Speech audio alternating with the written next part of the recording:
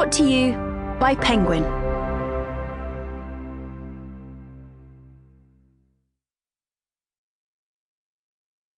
Hotter in the Hamptons by Tinx.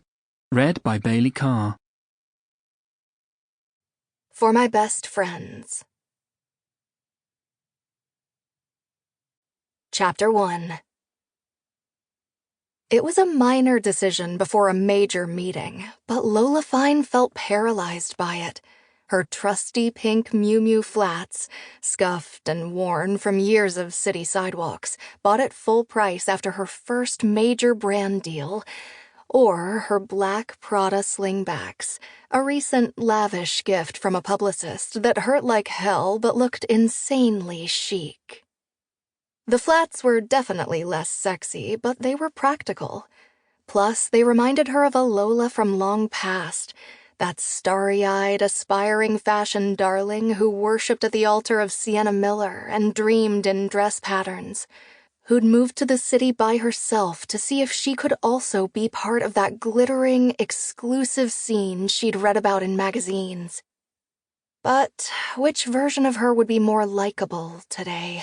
And more importantly, which would be more forgivable? The aspirational content creator with seven-figure savings and in-season style, or the earnest fashion girl who doesn't try too hard?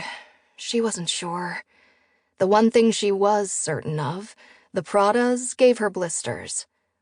Did she really want to limp her way from Soho to Brooklyn? No, she did not. 10 minutes later, the trusty flats squeaked on the concrete floor as she breezed through the airy lobby of her apartment building. It was the right choice. She felt like herself, though she'd also stashed the Pradas in her bag just in case she decided on the way that she didn't want to feel like herself. It was best to be prepared. She waved to the graying doorman, Hector, who greeted her with a warm nod. "No packages for you this morning, Miss Lola," Hector said. "It happens," she replied breezily, trying to hide her frown. Last year, the building's management had bought a new cart just so the doorman could take Lola's mail up to her. Otherwise, her daily onslaught of packages, PR gifts of varying designer clothes, shoes, high-end beauty products, luxury home decor, up-and-coming books, the occasional athletic gear, was unmanageable.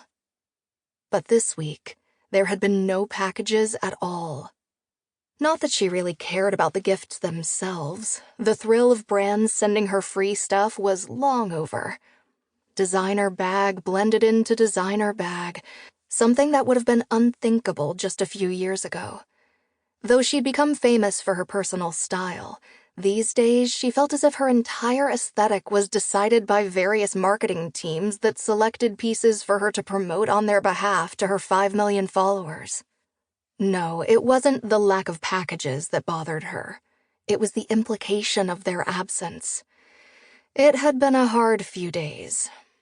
The cream ruffles of her new Chloe maxi dress swished against her waxed, self-tanned legs as she made her way to the exit, her gold bracelets jangling on her wrists.